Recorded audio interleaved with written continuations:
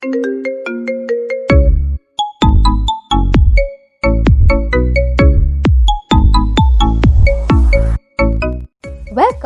to the Media Nut, where we crack open a variety of communication or media related terms so that you don't have to be the dumb squirrel. And I'm your host, Hannah, breaking from the city of Mumbai. In our previous episode, we learned about the two famous brother-sister terms, the male gaze and the female gaze. And we also met the mother of male gaze theory, Laura Mulvey. Now, if you haven't checked it out, then come on, don't be shy. Go and check it right now. In today's episode, we will investigate a few films which portray the male gaze and has a hint of scopophiliac nature. Come on, now get ready to be surprised. The films that we are going to look today are from the house of Disney and Pixar. Yes, you heard it right. Now, without further ado, let's have a look at them.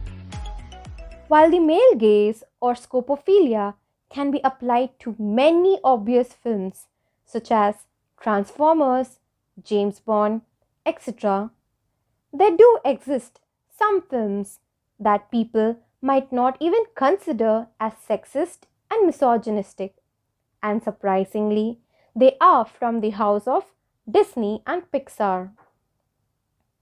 Scopophilia by itself is evident in much of the character designs of Pixar and Disney female characters. The majority of them share a trifecta of traits. 1. Big eyes, 2. Round chins, and 3. Button noses. These give them a childish appearance. The Disney story. Now, first, let's look at a few movies that feature everyone's beloved Disney princesses: Beauty and the Beast, Aladdin, Sleeping Beauty, Cinderella, etc. Firstly, the design of the princesses is partially created to satisfy the male eye. Jasmine, the Disney princess in Aladdin, for example, features a small, tight crop top revealing her chest and stomach, and her waist is almost the same width as her neck, therefore enforcing unrealistic goals for what little girls want to look at and aspire to be like. Also, remember the part in Aladdin where Aladdin had to steal the jar from the hands of Jafar, and as a bait, Jasmine had to go in and, seduce Jafar.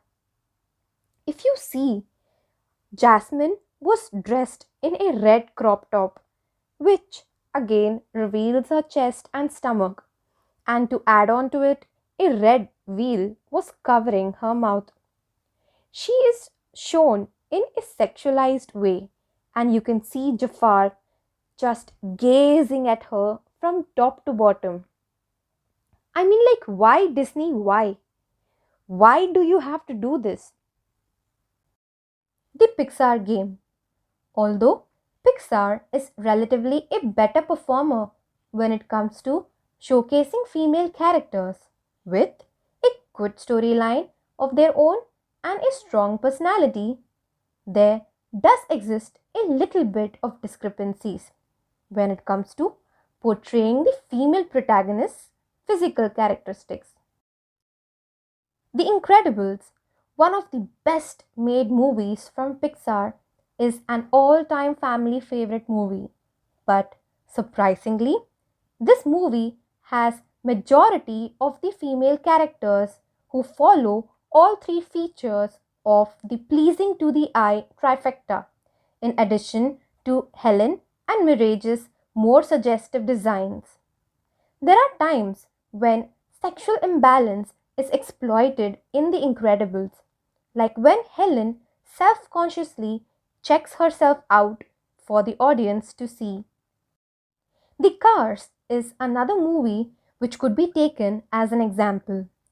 If you recall the first moment when Lightning McQueen meets the female protagonist Sally, he is awestruck by her beauty. One could easily see that McQueen looks at Sally with a male gaze, almost an objectifying look. Although further down the line, McQueen's look towards Sally changes, but yet the male gaze still prevails. Another funny thing to note here is that if you look closely, you will also see a rare instance of female gaze. In the second installation of the Cars movie, that is Cars 2, we could see an instance where Sally and her female friend Flo full on checking out McQueen's competitor, the Italian car Francisco Bernoulli. They keep on talking about his features and look at him from top to bottom.